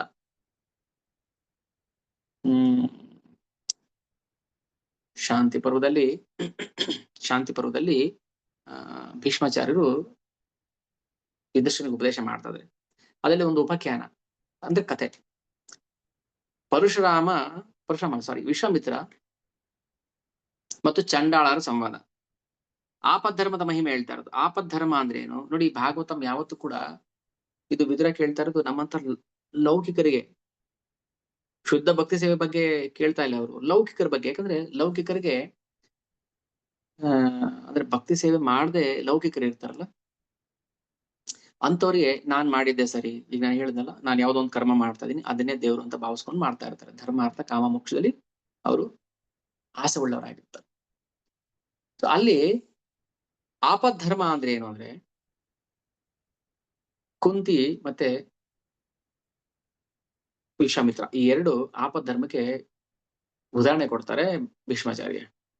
ನಾಯಿ ಮಾಂಸ ತಿಂತಾರೆ ವಿಶ್ವಾಮಿತ್ರ ಬ್ರಾಹ್ಮಣರಾಗಿ. ಹೇಳಿದ್ರೆ ಯಾರಾದ್ರೂ ಇದು? ನಾಯಿ ಮಾಂಸ ತಿಂತಾರೆ, ಅದು ನಾಯಿಯ ಪೃಷ್ಠ ಭಾಗವನ್ನ ತಿಂತಾರೆ, ಅದು ಚಂಡಾಳನ ಮನೆಯಲ್ಲಿ ತಿಂತಾರೆ, ಅದು ರಾತ್ರಿ ಹೊತ್ತು ತಿಂತಾರೆ, ಕದ್ದು ತಿಂತಾರೆ. ಇಷ್ಟೆಲ್ಲ ಅಧರ್ಮವನ್ನ ಮಾಡಿ ಮತ್ತೆ ಅವರು ಅದಕ್ಕೊಂದು ನಿರ್ದಿಷ್ಟ ಕಾರಣ ಕೊಡ್ತಾರೆ, ಅದನ್ನೇ ಆಪದ್ಧರ್ಮ ಅಂತ ಹೇಳುತ್ತೆ. ಯಾವ ಧರ್ಮವನ್ನ, ಈಗ ಅರ್ಜುನ ಅಷ್ಟು ಜನರನ್ನ ಕೊಂದ, ಸೊ ಕೊಲೆ ಮಾಡೋದು ಹಿಂಸೆನೆ ಅಲ್ವಾ? ಬಟ್ ಆಪದ್ಧರ್ಮ ಅದೇನು? ಭಗವಂತನ ಸೇವೆಗೆ, ಭಗವಂತನ ಪ್ರೀತಿಯನ್ನ ಪಡೆಯೋದಕ್ಕೆ ಅವನು ಏನ್ ಮಾಡಿದ್ರು ಅದು ಧರ್ಮನೇ. ಅದಕ್ಕೆ ಶುದ್ಧ ಧರ್ಮ, ಅದಕ್ಕೆ ಭಾಗವತ ಧರ್ಮ ಅಂತ ಹೇಳುತ್ತೆ. ಓಕೆ, ಸೊ ನಾವು ಭಾಗವತ ಧರ್ಮವನ್ನ ಶಾಸ್ತ್ರಕ್ಕೆ ಅನುಗುಣವಾಗಿ ಧರ್ಮ ಅರ್ಥ ಕಾಮ ಮೋಕ್ಷವನ್ನ ಬಿಟ್ಟು, ಧರ್ಮ ಬಿಡ್ಬೇಕು, ಅರ್ಥ ಕಾಮ ಮೋಕ್ಷ ಇದನ್ನ ಚತುರೋಪಾಯಗಳನ್ನ ಬಿಟ್ಟು ಅನ್ಯ 5ನೇ ಮಾರ್ಗ ಇದೆ ಅಂದ್ರೆ ಅದು ಭಾಗವತ ಧರ್ಮ. ಅದಕ್ಕೆ ಭಾಗವತ ಸ್ಟಾರ್ಟಿಂಗ್ ಅಲ್ಲಿ ಹೇಳ್ತಾರೆ, ಈ ಪ್ರೋಜಿತ ಕೈತವ ಧರ್ಮವನ್ನ ನಾವು ಬಿಡಬೇಕು. ಧರ್ಮೋ ಪ್ರೋಜಿತ ಕೈತವೋ ಅತ್ರ ಪರಮೋ ನಿರ್ಮತ್ಸಾರಾಣಾಂ ಶತಾಂ ವೇದ್ಯಂ ವಾಸ್ತವಂ ಅತ್ರ ವಸ್ತು ಶಿವದಂ ತಾಪತ್ರಯೋನ್ಮೂಲನಂ ಶ್ರೀಮದ್ ಭಾಗವತೆ ಮಹಾಮುನಿ ಕೃತೆ ಕಿಂ ವೈ ಪರಾರೀಶ್ವರೇ ಹೃದ್ಯೋ ಸದ್ಯೋ ಹೃದಯಾವೃದ್ಯತೆ. ಸೊ ಭಗವಂತ ತಾನೇ ವ್ಯಾಸದೇವರಾಗಿ ಬಂದಾಗ ಪರಮಧರ್ಮವನ್ನ ಬೋಧನೆ ಮಾಡ್ತಾನೆ. ಆದ್ರೆ ಇಲ್ಲಿ ವಿದುರ ಕೇಳ್ತಾ ಇರೋದು ಪರಮಧರ್ಮವನ್ನಲ್ಲ, ಧರ್ಮ ಅರ್ಥ ಕಾಮ ಮೋಕ್ಷಕ್ಕೆ ಅವನು ಏನನ್ನ ಮಾಡ್ತಾನೆ, ಗುಣಕರ್ಮಕ್ಕೆ ಅಧೀನವಾಗಿ. ಸೊ ಎಲ್ಲ ಬೇಸಿಕ್ ಕ್ವಶನ್ಸ್. ಬಟ್ ನಮ್ಗೆ ಬೇಸಿಕ್ ಕ್ವಶನ್ಸ್ಗೆ ನಮ್ಗೆ ಉತ್ತರ ಗೊತ್ತಿಲ್ಲ ಅಲ್ಲ. ಬೆಳಗ್ಗೆ ಕೇಳೋದು ಯಾರು ನೀವು ಅಂತ ಕೇಳಿದ್ರೆ ಗೊತ್ತೇ ಇಲ್ಲ, ನಾನು ಯಾರಂತ ಗೊತ್ತೇ ಇಲ್ಲ ಅಂದ್ರು. ಕೆಲವ್ರು ಮನುಷ್ಯ ನಾನು ಅಂತಾರೆ, ಕೆಲವ್ರು ನಾನು ಹೆಂಗಸು, ಕೆಲವರು ಗಂಡಸು ಅಂತ ಹೇಳಿದ್ರೆ ನಮ್ಗೆ ಯಾರಂತಾನೆ ಗೊತ್ತಿಲ್ಲ. ನಾವು ಜೀವ ಅನ್ನೋದೇ ಗೊತ್ತಿಲ್ಲ ಅಂದ್ಮೇಲೆ ಮತ್ತೆ ನಾನು ಈ ದೇಹದ ಒಳಗಿದ್ದೀನಿ, ಈ ಜನ್ಮದಲ್ಲಿ ಈ ದೇಹದ ಒಳಗಿದ್ದೀನಿ, ಈ ದೇಹ ಬಿಟ್ಟ ಮೇಲೆ ಇನ್ಯಾವ ದೇಹಕ್ಕೆ ಹೋಗ್ತೀನಿ ಗೊತ್ತಿಲ್ಲ ನನಗೆ. ಸೊ ಮತ್ತೆ ಧರ್ಮ ಏನ್ ಆಚರಣೆ ಮಾಡ್ತೀವಿ ಹಾಗಿದ್ರೆ? ನಾನ್ ಯಾರಂತಾನೆ ಗೊತ್ತಿಲ್ಲ ಅಂದ್ಮೇಲೆ ನಾನು ಯಾವ್ದು ಧರ್ಮನ ಆಚರಣೆ ಮಾಡ್ತೀನಿ, ಮತ್ತೆ ದೇಹದ ಧರ್ಮವನ್ನು ಆಚರಣೆ ಮಾಡ್ತೀನಿ. ಇದರಿಂದ ಮನುಷ್ಯ ಪಾಪ ಕಾರ್ಯಗಳಲ್ಲಿ ತೊಡಗ್ತಾನೆ.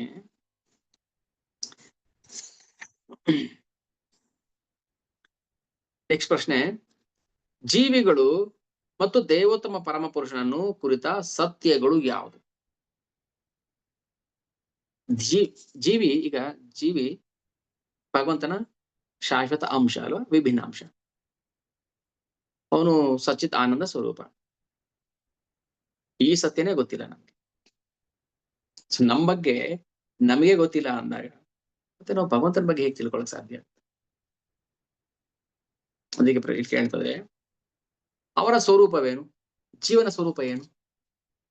ತುಂಬಾ ಫೇಮಸ್ ಶ್ಲೋಕ ಇದು, ತುಂಬಾ ಇಂಪಾರ್ಟೆಂಟ್. ಚೈತನ್ಯ ಚರಿತಾಮೃತ ಹೇಳ್ತಾರೆ, ಜೀವೇರ ಸ್ವರೂಪ ಹೋಯ್ ಕೃಷ್ಣರ ನಿತ್ಯ ದಾಸ.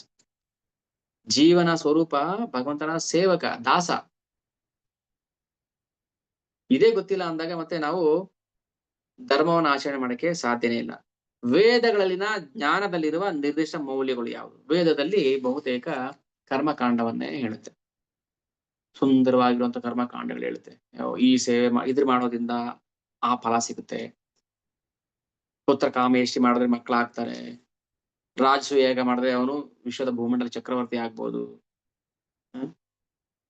ಆಮೇಲೆ ಸೋಮಯಾಗ ಮಾಡ್ಬೋದು, ಚಂದ್ರಯಾಗ ಮಾಡ್ಬೋದು, ಏನೇನು ಹೇಳ್ತಾರೆ. ಇದು ವೇದಗಳಲ್ಲಿ ಹೇಳುವ ಕರ್ಮಕಾಂಡ ಭಾಗ. ಯಾಮಿಮಾಂ ಪುಷ್ಪಿತಾಂ ವಾಚಂ ಪ್ರವದಂತಿ ಅವಿಪಶ್ಚಿತಃ. ಯಾಮಿಮಾಂ ಪುಷ್ಪಿತಾಂ ವಾಚಂ ಅಂದ್ರೆ ವೇದಗಳು ಬಹುಮಟ್ಟಿಗೆ ಸುಂದರವಾಗಿ ಹೇಳುತ್ತೆ, ಹೂ ತರ ಮಾತಾಡುತ್ತೆ. ಯಾಮಿಂ ಪುಷ್ಪಿತಾಂ ವಾಚಂ ಅಂದ್ರೆ ಹೂ ತರ ಮಾತಾಡುತ್ತೆ ವೇದಗಳು. ಯಾರು ಆ ವೇದಗಳ ಕರ್ಮಕಾಂಡಗಳಿಗೆ ಸಿಕ್ಕಿ ಅದ್ರಲ್ಲಿ ಹೇಳಿರೋ ಪ್ರಕಾರ ಮಾಡಕ್ಕೆ ಜೀವನವನ್ನ ನಿರ್ವಹಣೆ ಮಾಡ್ತಿರ್ತಾನೋ, ಅಂದ್ರೆ ವೇದಗಳ ಪ್ರಕಾರ ಕರ್ಮಕಾಂಡ ಜ್ಞಾನಕಾಂಡದಲ್ಲಿ ಕರ್ಮ ಮಾಡ್ತಾ ಇರ್ತಾನೆ ಅಥವಾ ಆಚರಣೆ ಮಾಡ್ತಿರ್ತಾನೆ, ಅವನ ಅದರ ಮೌಲ್ಯಗಳು ಏನು? ಈಗ ಪುತ್ರ ಕಾಮೇಶಿ ಯಾಗ ಮಾಡ್ದ, ಮಗು ಆಯ್ತು, ಏನದ್ರ ಮೌಲ್ಯ? ಕೃಷ್ಣ ಪ್ರಜ್ಞೆನೆ ಕೊಟ್ಟಿಲ್ಲ ಅಂತ ಅಂದ್ರೆ, ಜೀವನ ಸ್ವರೂಪನೇ ಗೊತ್ತಿಲ್ಲ ಅಂದ್ರೆ, ಯಾಗ ಮಾಡ್ದ, ಮಗು ಆಯ್ತು, ಮಗುಗೆ ಏನ್ ಬೇಕೋ ಅದಕ್ಕೂ ಎಲ್ಲ ಮಾಡ್ದ, ಅದಕ್ಕೋಸ್ಕರ ಪಾಪ ಕರ್ಮಗಳು ಮಾಡ್ದ, ಕೊನೆಗೆ ಸಿಕ್ಕಾಕೊಂಡ. ಸೊ ವೇದದ ಅಂತಿಮ ಗುರಿ ಭಗವಂತನ ತಿಳ್ಕೊಳ್ಳೋದು. ವಿದುರ ಯಾಕೆ ಪ್ರಶ್ನೆ ಮಾಡಿದ್ರು? ಭಗವಂತನನ್ನ ತಿಳ್ಕೊಳ್ಳದೆ ನೀವು ಕೇವಲ ನಿಮ್ಮ ಸ್ವಾರ್ಥಕ್ಕಾಗಿ ವೇದಗಳನ್ನ ಅಧ್ಯಯನ ಮಾಡಿ ಅಥವಾ ವೇದಗಳ ಪ್ರಕಾರ ನೀವು ಆಚರಣೆ ತೊಡಗಿದ್ರೆ ನೀವು ಮತ್ತೆ ಬಂಧನಕ್ಕೆ ಸಿಕ್ಕಾಕೊಳ್ತೀರ. ಯಾಮಿಮಾಂ ಪುಷ್ಪಿತಾಂ ವಾಚಂ ಪ್ರವದಂತಿ ಅವಿಪಶ್ಚಿತಃ. ಅದಕ್ಕೋಸ್ಕರ ಯಾಕೆ ಭಾಗವತ ಧರ್ಮವನ್ನೇ ಆಶ್ರಯಿಸಬೇಕು ಅಂದ್ರೆ, ಭಾಗವತ ಧರ್ಮ ಅದು ನೇರವಾಗಿ ಭಗವಂತನ ಜೊತೆ ಸಂಬಂಧವನ್ನ ಬೆಸೆಯುತ್ತೆ. ಈಗ ನಾವು ಭಗವಂತನ ಜೊತೆ ಸಂಬಂಧವನ್ನ ಕಡಿದು ಬಂದಿದ್ದೀವಿ ನಾವು, ಈಗ ಭಗವಂತನ ಜೊತೆ ಸಂಬಂಧವನ್ನು ಮತ್ತೆ ಹೊಂದಿಸ್ಕೋಬೇಕು. ಅದಕ್ಕೋಸ್ಕರ ಭಾಗವತ ಧರ್ಮ. ಆಮೇಲೆ ಇದಾಯ್ತು, ಆಪಧರ್ಮದ ಪ್ರಶ್ನೆ ಆಯ್ತು. ಬರೀ ಕೇವಲ ಪ್ರಶ್ನೆಗಳು ಇದರಲ್ಲಿ ಆಯ್ತಾ. ಸೊ ಪ್ರಶ್ನೆಗಳನ್ನೇ ನಾವು ಸ್ವಲ್ಪ ಚರ್ಚೆ ಮಾಡ್ಬೋದು. ಈ ಭೌತಿಕ ಜಗತ್ತಲ್ಲಿ ಮನುಷ್ಯ ಸುಖಕ್ಕೋಸ್ಕರ ಏನೆಲ್ಲ ಮಾಡ್ತಾನೋ ಅದರ ಪರಿಣಾಮ ದುಃಖನೇ ಇರುತ್ತೆ. ಹೇಗೆಂದ್ರೆ ಒಬ್ಬ ನಿದ್ದೆ ಮಾಡ್ಬೇಕಾದ್ರೆ ಅವನಿಗೆ ಕನ್ಸು ಬೀಳುತ್ತೆ. ಆ ಕನ್ಸಲ್ಲಿ ಅವನ ತಲೆಯನ್ನ ಅವನೇ ಕಡಿತಾ ಇರೋ ತರ ಕನ್ಸು ಬೀಳುತ್ತೆ. ತನ್ನ ತಲೆಯನ್ನ ತಾನೇ ಕಡಿದು ತಾನೇ ಚಟ್ಟದ ಮೇಲೆ ಹೊತ್ಕೊಂಡು ಹೋಗೋ ತರ ಕನ್ಸು ಬರುತ್ತೆ. ಆದ್ರೆ ಅದು ಕನ್ಸು ಅಂತ ಗೊತ್ತಿಲ್ಲ ಅವನಿಗೆ. ಗೊತ್ತಿರುತ್ತಾ ಕನ್ಸು ಬೀಳುವಾಗ ಇದು ಕನ್ಸು ಅಂತ? ಎದ್ದ ಮೇಲೆ ತಾನೇ ಗೊತ್ತಾಗುತ್ತೆ. ಮಲಗಿರ್ತಾನೆ, ಕನ್ಸು ಕಾಣ್ತಾ ಇರ್ತಾನೆ, ಆ ಕನ್ಸಲ್ಲಿ ಕೆಟ್ಟದ್ದೋ ಒಳ್ಳೇದೋ ಅನುಭವಿಸ್ತಿರ್ತಾನೆ. ನಾನೇ ಅನುಭವಿಸ್ತಾ ಇದ್ದೀನಿ ಅನ್ನೋ ಭಾವನೆ ಬರುತ್ತೆ. ಎದ್ದ ಮೇಲೆ ಗೊತ್ತಾಗುತ್ತೆ, ಓಹ್! ಇದು ಕನ್ಸು. ಓಹ್! ನನ್ ತಲೆ ಇದೆ. ಬಟ್ ಕನ್ಸಲ್ಲಿ ತಲೆ. ಸೊ ಇದು ಭೌತಿಕ ಜಗತ್ತು ಕಾರ್ಯನಿರ್ವಹಿಸುವ ಬಗೆ. ಇನ್ನೊಂದು ಕನ್ಸು ಬೀಳುತ್ತೆ ಅವನಿಗೆ. ಇದು ನೆನ್ನೆ ಬಿದ್ದಿದ್ ಕನ್ಸು. ಇವತ್ ಕನ್ಸಲ್ಲಿ ಕುದುರೆ ಮೇಲೆ ಕೂತಿದ್ದಾನೆ. ಅವನ್ನ ರಾಜ ಮೆರವಣಿಗೆ ಮಾಡ್ಕೊಂಡು ಹೋಗ್ತಾ ಇದ್ದಾರೆ. ಎಂಜಾಯ್ ಮಾಡ್ತಾ ಇದ್ದಾನೆ. ವಾವ್! ನಾನ್ ರಾಜ ಆಗ್ಬಿಟ್ಟಿದ್ದೀನಿ. ಮತ್ತೆ ಬೆಳಿಗ್ಗೆ ಎದ್ದು ನೋಡ್ತಾನೆ, ಏನೂ ಇಲ್ಲ. ಇದು ಭೌತಿಕ ಜಗತ್ತಲ್ಲಿ ಇರುವಂತಹ ಸುಖ, ದುಃಖ. ಅದಕ್ಕೆ ಗೀತೆಯಲ್ಲಿ ಫಸ್ಟ್ ಸ್ಟಾರ್ಟಿಂಗ್ ಹೇಳ್ತಾರೆ ಸೆಕೆಂಡ್ ಚಾಪ್ಟರ್ ಅಲ್ಲಿ. ಮಾತ್ರ ಸ್ಪರ್ಶಾಸ್ತು ಕೌಂತೆಯ ಶೀತೋಷ್ಣ ಸುಖ ದುಃಖದ ಆಗಮ ಆಪಾಯನ ಅನಿತ್ಯರ್ಥ ತಿತಿಕ್ಷಿಸಬಾರದು. ಸೊ ಇದನ್ನ ನಾವು ಸಹಿಸ್ಕೋಬೇಕು. ಈ ಪ್ರಶ್ನೆ ಹೇಗಿದೆ ಅಂದ್ರೆ,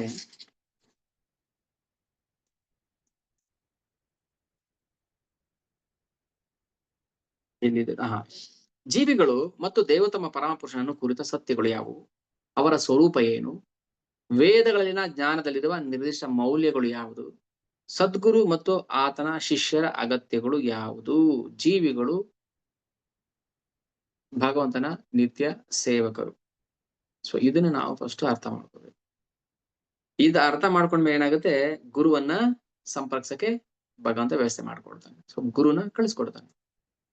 ಆ ಗುರು ಆದವ್ರು ಹೇಗಿರ್ಬೇಕು? ಯೋ ಅಧಿಗತ ತತ್ವತಃ ಶಿಷ್ಯಯಿತಾಯುಧತ ಸತತಂ ಸ ಗುರು. ಯೋ ಅಧಿಗತ ತತ್ವತಃ, ಯಾರು ಅಧಿಗತವಾದ ತತ್ವವನ್ನ ತಿಳಿದಿರ್ತಾನೆ. ಅಂದ್ರೆ ಅಧಿಗತ ತತ್ವ ಅಂದ್ರೆ ಪರಾತ್ಪರ ಸತ್ಯ. ಸೊ ಯಾರು ಭಗವಂತನನ್ನ ತಿಳಿದಿರ್ತಾರೆ ಅವನು ಗುರು.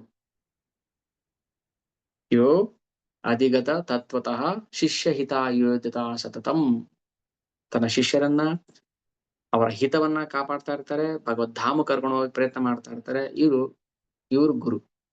ಸೊ ಇಲ್ಲಿ ಕೇಳ್ತಾ ಇರೋದು ಸದ್ಗುರು ಮತ್ತು ಆತನ ಶಿಷ್ಯರ ಅಗತ್ಯಗಳು ಯಾವುದು? ಯಾರನ್ನ ನಾವು ಗುರು ಅಂತ ಸ್ವೀಕಾರ ಮಾಡ್ಬೇಕು?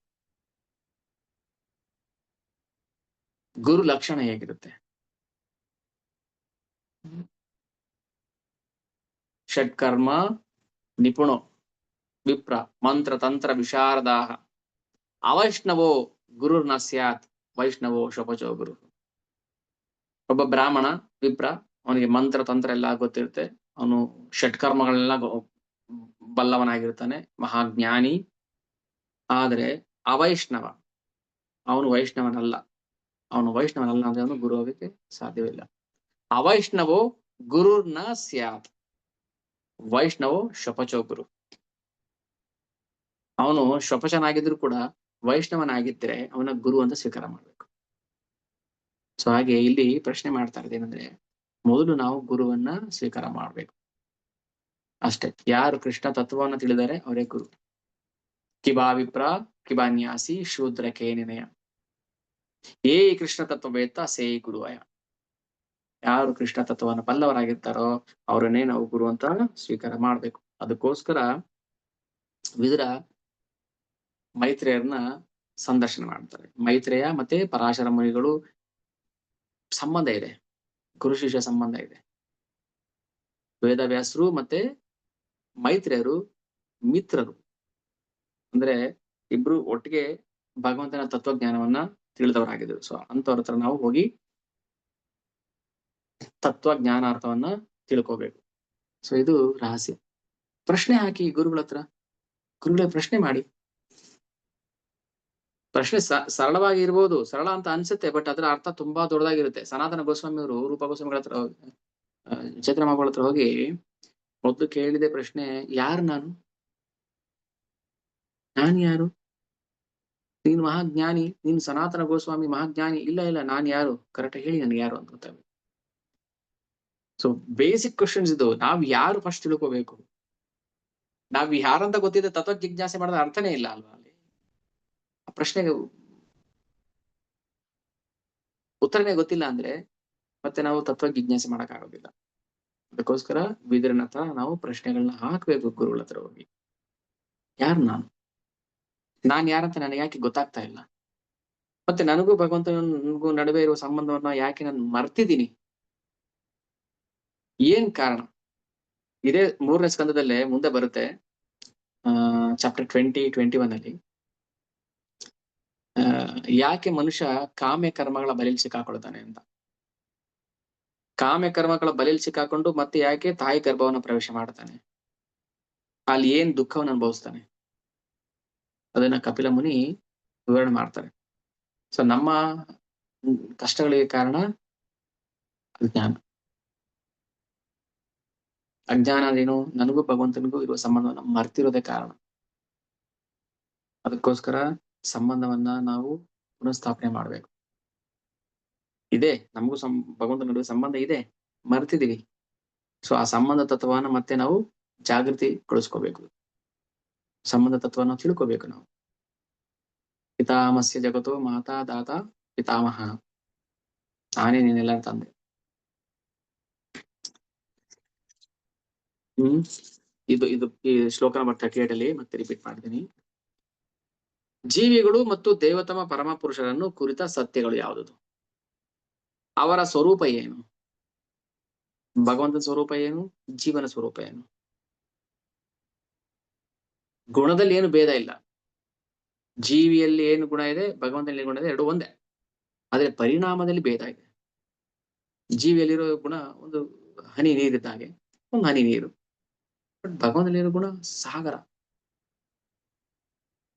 ಕ್ವಾಲಿಟಿ ಒಂದೇ, ಕ್ವಾಂಟಿಟಿ ಭೇದ ಆಗುತ್ತೆ. ಸೊ ಆದ್ರೆ ಅಂತ ಗುಣಗಳನ್ನೇ ಹೊಂದಿರುವಂತಹ ಜೀವ ಯಾಕೆ ಕಷ್ಟ ಪಡ್ತಾನೆ? ಹಾಗಾದ್ರೆ ಸಂಬಂಧ ಮರ್ತಿರೋದಕ್ಕೋಸ್ಕರ ಅಷ್ಟೇ, ಏನೇನಿಲ್ಲ, ಬೇರೆ ಏನೇನಿಲ್ಲ. ಯಾವಾಗ ಮತ್ತೆ ನಾವು ಸಂಬಂಧವನ್ನ ಜಾಗೃತಿಗೊಳಿಸ್ಕೊಳ್ತೀವಿ, ನಾನು ಭಗವಂತನ ಸೇವಕ ಅಂತ ನಮ್ಗೆ ಅನ್ಸುತ್ತೆ, ಆ ಜ್ಞಾನ ನಮ್ಗೆ ಯಾವಾಗ ಬರುತ್ತೆ, ಅವಾಗ ಭಗವಂತ ನಮ್ಮನ್ನ ಭೌತಿಕ ಕ್ಲೇಶಗಳಿಂದ ಮುಕ್ತಿ ಮಾಡ್ಬಿಡ್ತಾನೆ. ಅದನ್ನೇ ಮೋಕ್ಷ ಅಂತ ಹೇಳುದು. ಮೋಕ್ಷಕ್ಕೋಸ್ಕರ ನಾವ್ ಏನೆಲ್ಲ ಮಾಡ್ತೀವಲ್ವಾ, ನಮ್ಗೆ ಏನ್ ತೋಚುತ್ತೆ ಅದೆಲ್ಲ ಮಾಡ್ತೀವಿ, ಮುಕ್ತಿ ಮೋಕ್ಷ ಅಂತ. ಆದ್ರೆ ಶುದ್ಧ ಭಕ್ತನು ಆ ಮುಕ್ತಿ ಮೋಕ್ಷಕ್ಕೂ ಕೂಡ ಪ್ರಯತ್ನ ಮಾಡೋದಿಲ್ಲ. ಅವನಿಗೆ ಬೇಕಾಗಿರೋದು ಕೃಷ್ಣ ಪ್ರೇಮ ಮಾತ್ರ. ಕೃಷ್ಣ ಪ್ರೇಮವನ್ನ ಬಿಟ್ಟು ಬೇರೆ ಏನನ್ನು ಕೂಡ ಬಯಸದೇ ಇರೋನು ಶುದ್ಧ ಭಕ್ತ ಅಷ್ಟೇ. ಸೊ ಅವನು ಯಾವ ಕಷ್ಟ ಕೋಟೆಲೆಗೂ ಸಿಕ್ಕಾಕೊಳ್ಳೋದಿಲ್ಲ, ಮತ್ತೆ ಗರ್ಭವಾಸಕ್ಕೆ ಬರೋ ಅವಶ್ಯಕತೆ ಇಲ್ಲ.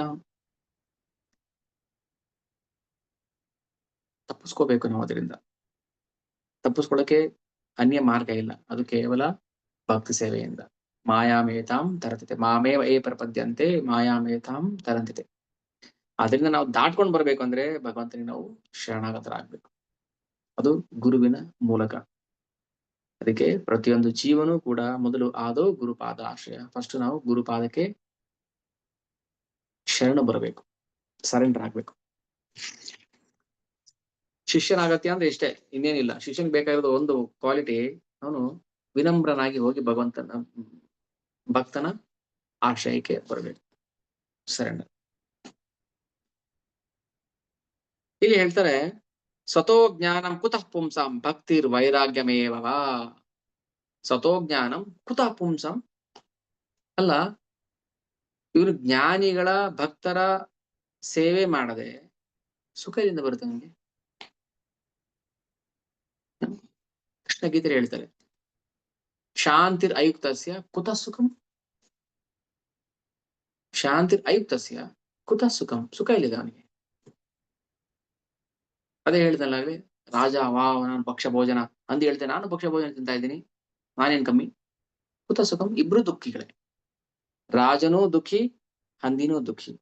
ಆದ್ರೆ ಅವರವರ ದೃಷ್ಟಿಯಲ್ಲಿ ಅವರವರು ಸುಖಿಗಳೇ. ಆದ್ರೆ ಶಾಸ್ತ್ರ ಹೇಳುತ್ತೆ ಇಲ್ಲ, ಇಬ್ಬರೂ ದುಃಖಿಗಳೇ. ಯಾಕಂದ್ರೆ ಇಲ್ಲಿ ನಿಜವಾದ ಸುಖ ಇಲ್ಲ. ಈ ಭೌತಿಕ ಜಗತ್ತಲ್ಲಿ ಸುಖ ಇಲ್ಲ. ಇದೆಂತದ್ದು? ಇದು ದುಃಖಾಲಯಂ. ಮಾಮುಪೇತ್ಯ ಪುನರ್ಜನ್ಮ ದುಃಖಾಲಯಂ ಅಶಾಶ್ವತಂ ನಾಪ್ನುವಂತಿ ಮಹಾತ್ಮಾನಃ ಸಂಸಿದ್ಧಿಂ ಪರಮಾಗತಾಃ. ಇದು ದುಃಖಾಲಯ. ಇಲ್ಲಿ ಸುಖ ಹುಡ್ಕಕ್ ಹೋಗ್ಬಾರ್ದು ನಾವು. ಶಾಂತಿರ್ ಅಯುಕ್ತಸ್ಯ ಕುತಃ ಸುಖಂ. ಕುತಃ ಸುಖಂ. ಎಲ್ಲಿದೆ ಸುಖ? ಸುಖ ಇದೆ. ಎಲ್ಲಿ ಸುಖ ಇದೆ? ಯತ್ರ ಗಾಯಂತಿ ಮದ್ಭಕ್ತ, ಯತ್ರ ಗಾಯಂತಿ ಮದ್ಭಕ್ತ. ನನ್ನ ಶುದ್ಧ ಭಕ್ತ ಎಲ್ಲಿ ಹಾಡ್ತಾ ಇರ್ತಾನೆ, ಎಲ್ಲಿ ಭಾಗವತ ಸಂಕೀರ್ತನೆ ನಡೀತಾ ಇರುತ್ತೆ, ಭಾಗವತ ಕೀರ್ತನೆ ನಡೀತಾ ಇರುತ್ತೆ, ಪಾಠ ಪ್ರವಚನ ನಡೀತಾ ಇರುತ್ತೆ, ಅಲ್ಲ ಮಾತ್ರ ಭಗವಂತ ವಾಸ ಮಾಡ್ತಾನೆ. ತತ್ರ ತಿಷ್ಠಾಮಿ ನಾರದ. ಹೌದು, ಎಲ್ರ ಹೃದಯದಲ್ಲೂ ಭಗವಂತ ಇದ್ದಾನೆ ಪರಮಾತ್ಮನಾಗಿ. ಮತ್ತೆ ದುಃಖ ಯಾಕೆ ಪಡ್ತಾ ಇದ್ದಾನೆ ಹಾಗಾದ್ರೆ ಜೀವ? ಹ್ಮ್ ಇರ್ಬೇಕಿತ್ತಲ್ಲ ಹಾಗಾದ್ರೆ, ಸುಖವಾಗಿರ್ಬೇಕಿತ್ತಲ್ಲ ಅವನು ಜೀವ. ಸುಖ ಎಲ್ಲಿಗಿದೆ? ಯಾರಿಗಿದೆ ಸುಖ? ಇಲ್ಲಿ ಹೇಳ್ತಾರೆ ಸ್ವತೋ ಜ್ಞಾನ ಕುತ ಪುಂಸಾಂ ಭಕ್ತಿ ವೈರಾಗ್ಯ ಮೇ. ಯಾವಾಗ ನಾವು ಭಗವಂತನ ಆಶ್ರಯಕ್ಕೆ ಬರ್ತೀವಿ ಅವಾಗ ಮಾತ್ರ ಭಕ್ತಿ ವೈರಾಗ್ಯ ಬರುತ್ತೆ. ಭಕ್ತಿರ್ ವೈರಾಗ್ಯಮೇವ. ಜ್ಞಾನ ಫಸ್ಟು ಸ್ವತೋ ಜ್ಞಾನಂ ಕುತ ಪುಂಸಂ ಭಕ್ತಿರ್ ವೈರಾಗ್ಯಮೇವ. ಏನು ಜ್ಞಾನ ಅಂದ್ರೆ, ಏನು ವೈರಾಗ್ಯ ಅಂದ್ರೆ, ಏನು ಭಕ್ತಿ ಅಂದ್ರೆ ಫಸ್ಟ್ ನಾವು ಇದನ್ನ ತಿಳ್ಕೋಬೇಕು. ಇಲ್ಲಾಂದ್ರೆ ಅವನಿಗೆ ಎಲ್ಲಿಂದ ಸಿಗುತ್ತೆ ಸುಖ? ಭಕ್ತರ ಸಹಾಯವಿಲ್ಲದೆ ಭಕ್ತಿ ಸೇವೆಯ ಜ್ಞಾನ ವಿರಕ್ತಿಗಳನ್ನು ಪಡೆಯಲು ಹೇಗೆ ಸಾಧ್ಯ? ಭಕ್ತಿಸ್ತು ಭಕ್ತಿಸ್ತು ಭಗವದ್ ಭಕ್ತಾತುಪಜಾಯತೆ. ಭಕ್ತಿ ಹೇಗ್ ಬೆಳೆಯುತ್ತೆ? ಭಕ್ತಿ ಖಂಡಿತವಾಗ್ಲೂ ಭಗವದ್ ಭಕ್ತಾತುಪಜಾಯತೆ. ಭಗವದ್ ಭಕ್ತ ಸಂಗಾತುಪಜಾಯತೆ. ಯಾವಾಗ ನಾವು ಭಕ್ತರ ಸಂಘದಲ್ಲಿ ಬರ್ತೀವೋ ಅವಾಗ ಭಕ್ತಿ ಬೆಳೆಯುತ್ತೆ, ಇಲ್ಲಾಂದ್ರೆ ಬೆಳೆಯೋದಿಲ್ಲ. ಭಗವಂತನ ಭಕ್ತರ ಸಂಪರ್ಕಕ್ಕೆ ಬರಬೇಕು ನಾವು, ಅವಾಗ ಭಕ್ತಿ ಬೆಳೆಯುತ್ತೆ, ತಾನಾಗಿ ಬೆಳೆಯುತ್ತೆ, ಇಲ್ಲಾಂದ್ರೆ ಬೆಳೆಯೋದಿಲ್ಲ. ಹೀಗೆ ಹೇಳ್ತಾರೆ ಇಲ್ಲಿ ಮೈತ್ರಿಯರು ಹೇಳ್ತಿದ್ರೆ, ಭಕ್ತರ ಸಹಾಯವಿಲ್ಲದೆ ಭಕ್ತಿ ಸೇವೆಯ ಜ್ಞಾನ ಮತ್ತು ವಿರಕ್ತಿಗಳನ್ನ ಪಡೆಯಲು ಹೇಗೆ ಸಾಧ್ಯ? ಈಗ ಕೃಷ್ಣ ಮನುಷ್ಯ ಲೀಲೆಗೆ ಬಂದಾಗ, ಮಾನವ ಲೀಲೆಯಲ್ಲಿ ಬಂದಾಗ ತಾನೂ ಗುರುವನ್ನ ಸ್ವೀಕಾರ ಮಾಡ, ಸಾಂದೀಪಿನಿ ಋಷಿ. ರಾಮನಾಗಿ ಬಂದಾಗ ಗುರುವನ್ನ ಸ್ವೀಕಾರ ಮಾಡ, ಚೈತನ್ಯ ಮಹಾಪ್ರಭುಗಳಾಗಿ ಬಂದಾಗ ಗುರುಗಳನ್ನ ಸ್ವೀಕಾರ ಮಾಡಿದ್ರು. ಯಾಕೆ ಮಾಡಿದ್ರು? ತಾವು ಜೀವನದಲ್ಲಿ ತಮ್ಮ ಲೀಲೆಗಳಲ್ಲಿ ಏನು ಮಾಡಿ ತೋರಿಸ್ತಾರೆ ಅದು ನಮ್ಗೆ ಪಾಠ. ಅದಕ್ಕೋಸ್ಕರ ಪ್ರತಿಯೊಬ್ರು ಗುರುವನ್ನ, ಆಧ್ಯಾತ್ಮಿಕ ಗುರುವನ್ನ ಸ್ವೀಕಾರ ಮಾಡ್ಬೇಕು ಅನ್ನೋದೇ ಇಲ್ಲಿ ವಿದುರರ ಸಂದೇಶ. ಅದಕ್ಕೋಸ್ಕರ ಅವರು ಮೈತ್ರಿಯನ್ನ ಭೇಟಿ ಮಾಡಿದ್ದು.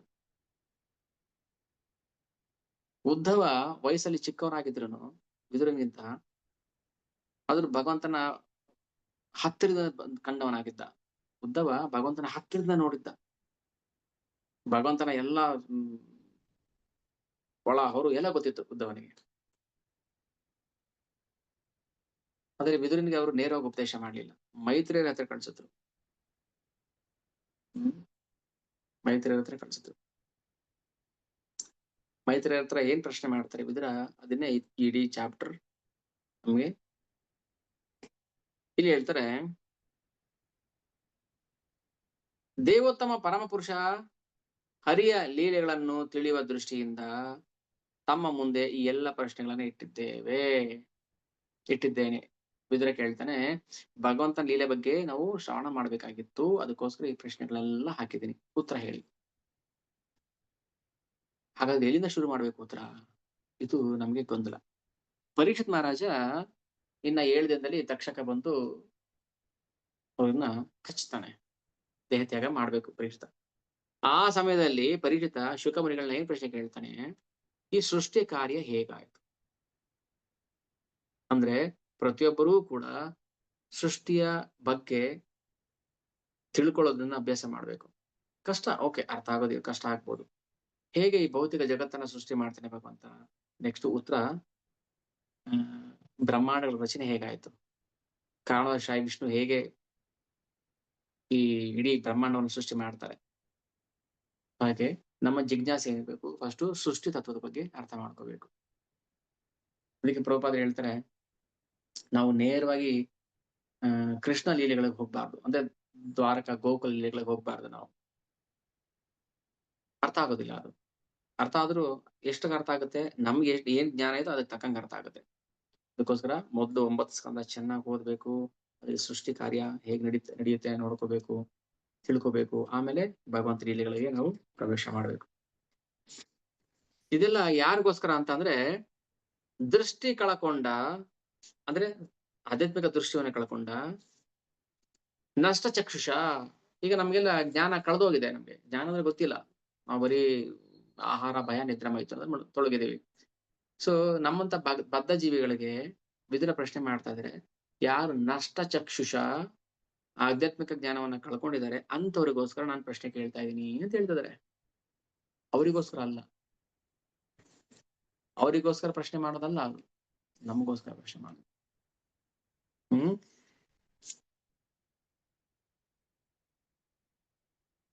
ಇಲ್ಲಿ ಹೇಳ್ತಾರೆ ನೋಡಿ,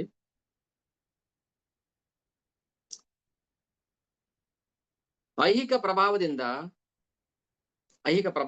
ಅಂದ್ರೆ ಮಾಯಾ ತಮ್ಮ ಆಧ್ಯಾತ್ಮಿಕ ದೃಷ್ಟಿಯನ್ನು ಕಳಕೊಂಡವರೆಲ್ಲರ ಸ್ನೇಹಿತರಾಗಿದ್ದು ಇದು ಈ ಪ್ರಶ್ನೆಗೆ ಕಾರಣ ಆಯಿತು. ಯಾಕೆ ಮೈತ್ರಿಯರನ್ನ ಪ್ರಶ್ನೆ ಮಾಡ್ತಂದ್ರೆ, ಗುರುಗಳು, ಆಧ್ಯಾತ್ಮಿಕ ಗುರುಗಳು ತಮ್ಮ ಶಿಷ್ಯಂತರನ್ನ ಭಗವದ್ಧಾಮಕ್ಕೆ, ಭಗವಂತನ ಬಗ್ಗೆ ತಿಳುವಳಿಕೆ ಕೊಡುವಂತಹ ಜವಾಬ್ದಾರಿನ ಹೊಂದಿರ್ತಾರೆ. ಗುರು ಶಿಷ್ಯನ ಸಂಬಂಧ ಹೇಗಿರುತ್ತೆ ಗೊತ್ತಾ? ಗುರು ಮತ್ತೆ ಶಿಷ್ಯನ ನಡುವೆ ಒಂದು ಸಂಬಂಧ, ಒಂದು ಅಗ್ರಿಮೆಂಟ್ ಇರುತ್ತೆ. ಏನು ಒಪ್ಪಂದ?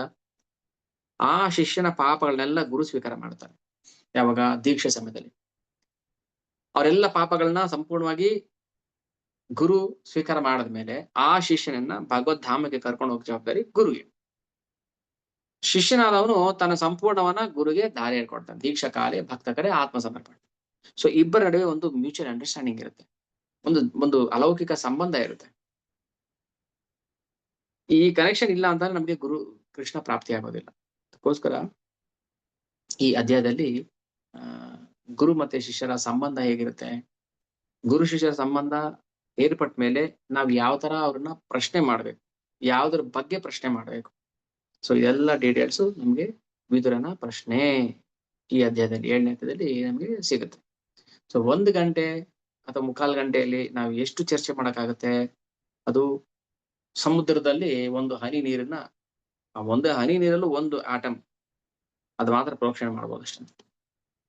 ಓಕೆ, ಸೊ ಇಷ್ಟು ಮಾತಾಡೋಕ್ಕೂ ನಮ್ಗೆ ಭಾಗವತ ಧರ್ಮದ ಬಗ್ಗೆ ಮಾತಾಡೋ ಅರ್ಹತೆ ಇಲ್ಲ.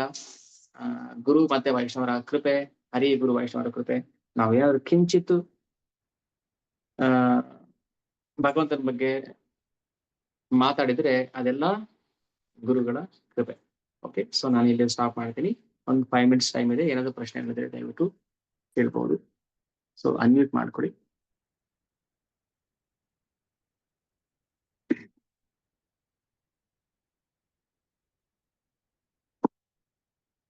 ಪ್ರಶ್ನೆ ಏನಾದ್ರು ಇದ್ರೆ ಹೇಳಿ.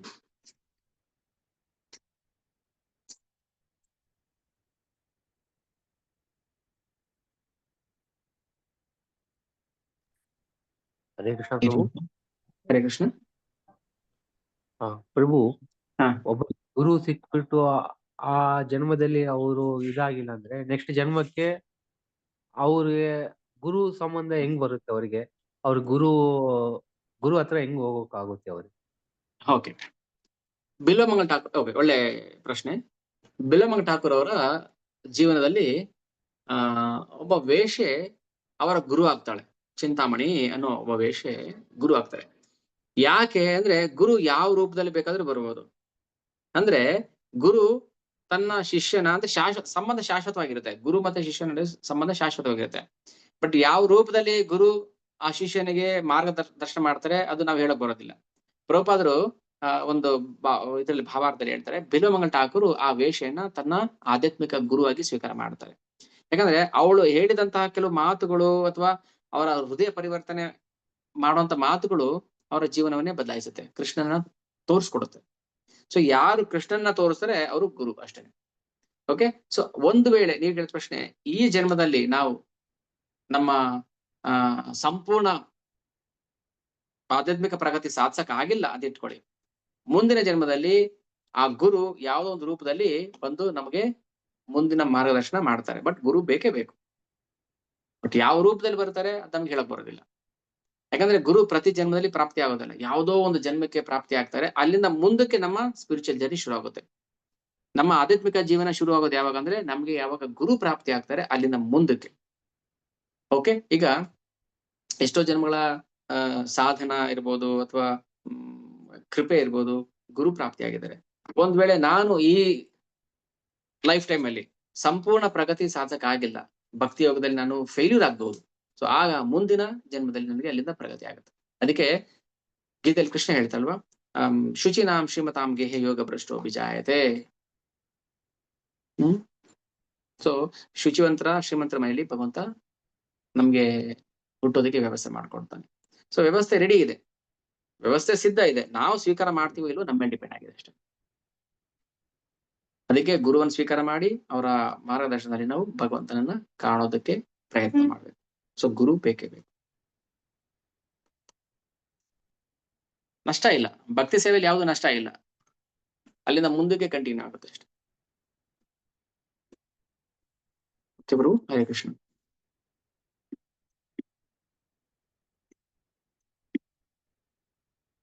ಏನಾದ್ರು ಪ್ರಶ್ನೆ ಇದೆಯಾ?